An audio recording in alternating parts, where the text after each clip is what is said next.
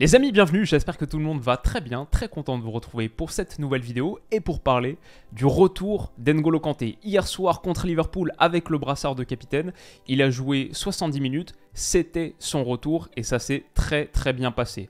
Les titres de la presse ce matin, une performance XXL contre Liverpool et si N'Golo Kanté était la recrue de l'année de Chelsea, ça c'est Eurosport. Jamie Carragher qui à la fin du match a dit que les joueurs de Liverpool avaient peut-être été surpris, étonnés, voire choqués par le niveau d'N'Golo Kanté, qu'ils avaient oublié à quel point il était un bon joueur, un joueur influent. Son bilan statistique de la soirée, ce serait apparemment 100% de tacles réussis et 100% de dribbles réussis, 92% de passes réussies, ça c'est une stat qui sert absolument à rien, mais 8 récupérations et 5 duels remportés au sol sur 6. Grosse performance d'N'Golo Kanté qui livrait sa première titularisation depuis 8 mois contre Tottenham. On l'a vu jouer quelques minutes contre Aston Villa, là, il y a quelques jours, le dernier match de l'ère Graham Potter, mais c'était sa première titularisation depuis ce moment et sa grave blessure aux ischio-jambiers qu'il avait tenu éloigné des terrains sur 8 mois. C'était encore l'ère Tuchel, cette poignée de main légendaire face à Antonio Conte. C'était il y a très longtemps, il avait raté la Coupe du Monde entre, bien sûr, et là, son retour, 70 minutes à peu près à Stamford Bridge, sorti sous une standing ovation, les applaudissements du stade. Et cette performance, elle m'a intrigué. J'ai pas pu voir le match hier soir. Bon, peut-être j'ai pas raté grand-chose, 0-0. Mais en revanche, la performance d'N'Golo Kanté, elle m'a donné envie d'aller tout de suite ce matin sur ma plateforme de visionnage. Je me suis fait tout son match et j'ai envie de vous en proposer une analyse, l'analyse de sa performance et ensuite ce que cette performance signifie. Pour Chelsea, pour lui, pour l'équipe de France aussi potentiellement. Voilà, il y a pas mal de choses dont on peut discuter, donc installez-vous confortablement et on est parti. Alors d'abord, la base sur laquelle on peut partir, c'est quand même son positionnement. Il était milieu relayeur droit dans un 3-5-2. Enzo Fernandez, la pointe basse, on le voit ici, numéro 5. Matteo Kovacic, l'autre pointe haute, le milieu relayeur gauche, par rapport à Kanté qui était le milieu relayeur droit. C'était dans un 3-5-2 où on avait Wesley Fofana, Kalidou Koulibaly et Marc Cucurella, les trois centraux. Rhys James qu'on voit ici, le piston droit. Ben Chilwell qui n'est pas dans le cadre, le piston gauche. Et un duo en pointe assez original, Joao Félix, Kai Havertz. Mais donc ça, c'était la position d'N'Golo Kanté sur le papier. Dans les faits, évidemment, il est ce joueur très mobile, maraudeur, qui couvre à peu près toutes les zones. Il est cette pieuvre de l'entrejeu, pas forcément grâce à des jambes tentaculaires, mais simplement avec tout le terrain qu'il court. Ça a encore été le cas hier soir. Peut-être la première action qu'on peut signaler, c'est ici. C'est sa deuxième touche de balle. Tout de suite, il montre qu'il a les jambes et qu'il n'a rien perdu de son intelligence de jeu. Je m'explique, là il est dans une situation qui pour moi est très complexe, coincé un peu entre 4 joueurs de Liverpool et plus vraiment de solution de passe évidente parce que Rhys James, qui lui a transmis le ballon, est venu intérieur, donc propose plus rien sur le côté face à N'Golo Kanté. Du coup, la solution qu'il va choisir, c'est pour moi celle qui offre le plus de récompenses et finalement en limitant les risques encourus. Pourquoi ? Parce qu'a priori, en se déplaçant comme ça sur le côté et en menant à bien une accélération, une percussion, tu limites le risque de perdre la balle dans une zone dangereuse. Il sort de l'intérieur du jeu, où par exemple une passe latérale qui serait interceptée, ce serait tout de suite une transition offensive très dangereuse pour Liverpool. Donc il sort de cette zone, quitte à la perdre, mieux vaut la perdre long de ligne de touche. Tous les entraîneurs diront ça, si tu dois perdre le ballon quelque part, il vaut mieux que ce soit le long de la ligne de touche sur le côté que dans l'axe. Mieux vaut que ce soit sur le côté et mieux vaut que ce soit beaucoup plus haut sur le terrain. Pour moi, c'est pour ça qu'il fait ce choix. Et en plus, il a les jambes pour le mener à bien, il a la qualité technique pour le mener à bien et obtenir une faute haute.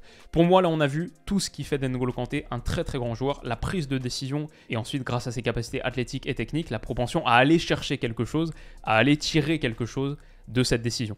Une autre situation, 10 minutes plus tard, moi j'aime beaucoup cette action parce qu'elle montre énormément du volume et du registre d'N'Golo Kanté, c'est sa capacité notamment à faire les appels dans la profondeur. Ici on voit, on parlait d'un milieu à 3 tout à l'heure dans le 3-5-2, Enzo Fernandez la pointe basse, bon il est quasiment au même niveau que Matteo Kovacic qui va transmettre un ballon long, mais où est N'Golo Kanté, le troisième milieu, le troisième membre de cet entrejeu, ici beaucoup plus haut, capable de solliciter des ballons dans la profondeur, de faire ses courses, on sait qu'il adore faire ses courses dans le dos de la ligne adverse, pour étirer le bloc, pour menacer et potentiellement pour aller chercher un ballon intéressant parce qu'il a cette capacité de déplacement pour. Alors en l'occurrence, il ne va pas gagner le ballon, c'est quand même Ibrahima Konaté en face, mais derrière, parce qu'il ne relâche pas ses efforts, parce qu'il poursuit sa course et parce que son anticipation aussi, sa lecture de ce que veut faire Joe Gomez est très bonne, et il va aller gratter une touche haute. Finalement, statistiquement, le bilan de cette action, c'est une passe ratée de Mateo Kovacic, et rien d'autre entre guillemets.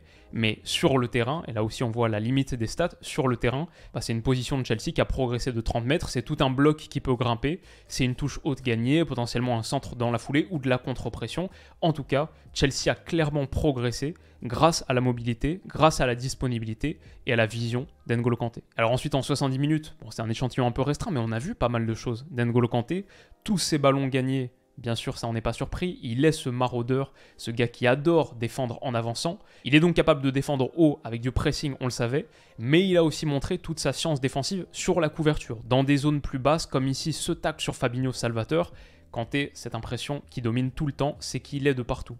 Il donne aussi beaucoup de verticalité à Chelsea, que ce soit sans ballon avec sa pression, mais bien sûr avec, il veut toujours aller vers l'avant. Il a systématiquement ce désir d'aller vers l'avant, de se porter vers l'avant et de faire mal, en prenant des risques dans sa conduite de balle, mais parce que techniquement, il est sûr, ça fonctionne. Et puis, cette qualité technique, elle est toujours complétée d'un abattage constant. On voit rarement des actions où Kanté abandonne, et typiquement, grâce à son envie de résister ici et de toujours rester dans le duel, et du coup, il donne un excellent ballon de but qui aurait pu être conclu. Il aurait pu finir ce match avec 2 passes décisives. Celle donc qu'il donne pour Mateo Kovacic. Ici, malheureusement, Kova ne termine pas l'action.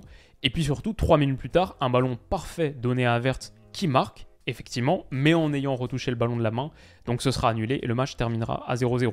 Techniquement, je trouve qu'N'Golo Kanté dans ce match, il a été très juste, très sûr. Il y a eu quelques pertes de balles, mais dans l'ensemble, sa volonté d'être un joueur progressif, porté vers l'avant, c'est peut-être ce qui manque à Chelsea pour avoir plus de verticalité, faire plus de différence, et il a généré tout un tas de situations intéressantes, voire d'occasions majeures. Et puis comme je l'ai dit, 70 minutes, c'est un échantillon très restreint, mais sur ces 70 minutes, j'ai vu aussi une belle complémentarité et une belle complicité naître avec Enzo Fernandez. Visiblement, les deux se comprennent bien, et ça, je crois que c'est quelque chose de très important pour Chelsea. Si en plus de revenir à un bon niveau, N'Golo Kanté peut continuer à tirer vers le haut Enzo Fernandez et magnifier, augmenter les performances d'un gars qui a été acheté 120 millions d'euros et qui est amené à devenir un des joueurs majeurs de Chelsea sur les prochaines années, forcément, c'est un excellent point. Donc voilà, ça c'était la performance décryptée, on va dire, les éléments saillants, ceux qui m'ont le plus interpellé. Maintenant, qu'est-ce que ce match de Kanté contre Liverpool, il signifie ?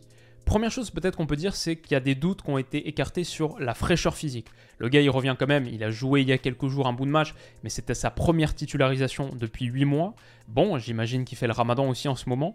Le match, il était à 20h heure locale à Londres. Je crois que le soleil là-bas, il se couchait à 19h30, 19h40, un truc comme ça en ce moment.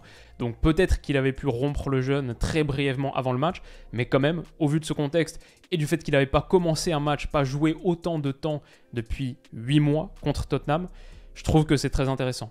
Je vais dire aussi à N'Golo Kanté, il y a quelque chose qui est fort, c'est la constance de ses performances. Bien sûr, il y a eu des pics à certains moments et des creux, mais dans l'ensemble, je trouve que c'est un gars qui te garantit toujours un certain niveau, minimum un 7 sur 10, et techniquement, là aussi, il a été très sûr. Il était très bon contre Tottenham avant sa blessure, sa dernière titularisation, il a été excellent dès son retour. Un joueur qui, quand il est là, il est vraiment là, il n'a pas besoin de 4-5 matchs pour relancer le moteur. C'est précieux. Et cette dimension court terme, pour moi, elle est clé parce que Chelsea a de grosses échéances qui arrivent. Évidemment, ce quart de finale de Ligue des Champions contre le Real Madrid qui est devenu vital. Chelsea est 11e en Première Ligue. S'ils veulent accrocher la Ligue des Champions l'année prochaine, ça passe par un succès cette saison. Donc, ce quart de finale contre le Real, pour moi, il a pris encore un niveau d'intensité et de piment supplémentaire avec le retour d'N'Golo Kanté qui va vraisemblablement apporter des choses majeures. Ça, c'est un truc. Ensuite, je vais dire à long terme, il y a quelque chose d'intéressant pour Chelsea.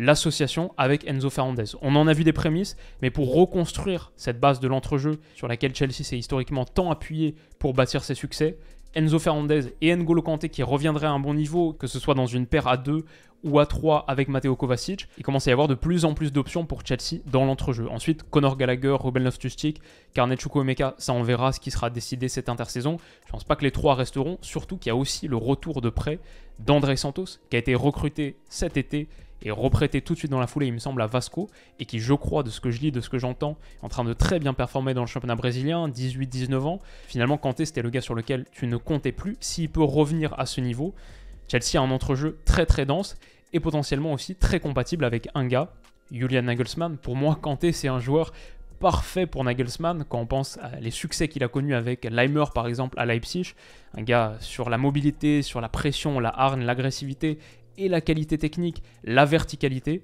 Je pense que Kanté, si Nagelsmann devient effectivement l'entraîneur de Chelsea d'ici quelques jours, semaines, Kanté, ça peut très très bien matcher avec lui. Donc ça aussi, c'est quelque chose qui m'intéresse, là sur le moyen terme, disons. Et puis enfin, bien sûr, je veux dire que ça peut être une bonne nouvelle pour l'équipe de France, potentiellement.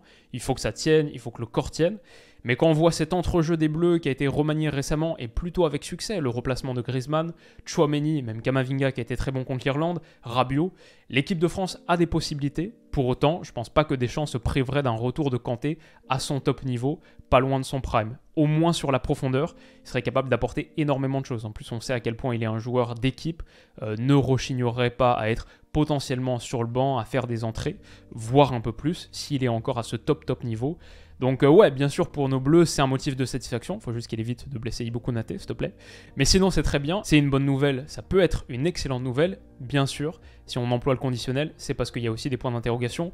Le premier, est-ce que ça va tenir? Est-ce que le corps va tenir? Ça fait longtemps qu'on l'a pas vu faire une saison pleine. La lueur d'espoir, peut-être, c'est que cette fois, il a été opéré. C'est pour ça qu'il a été écarté des terrains aussi longtemps, quand même, 7-8 mois. Il y a eu opération. Peut-être qu'il peut repartir sur un nouveau cycle de fraîcheur, mais il a quand même 32 ans. Forcément, sa débauche d'énergie constante, son agressivité, sa verticalité, c'est des choses qui sont très exigeantes physiquement. Donc bon, ça c'est le gros point d'interrogation. On l'a vu faire un très bon match, revenir à top niveau sur un excellent match. Est-ce que ça va durer? Et la deuxième question, où est-ce que ça durerait potentiellement? Parce que son contrat expire à Chelsea cet été. 30 juin 2023, la fin de l'aventure N'Golo Kanté à Chelsea, peut-être. Alors de ce que je lis, il y a de grosses rumeurs de prolongation, une prolongation qui serait en bonne voie, mais ça c'était il y a 4-6 semaines maintenant.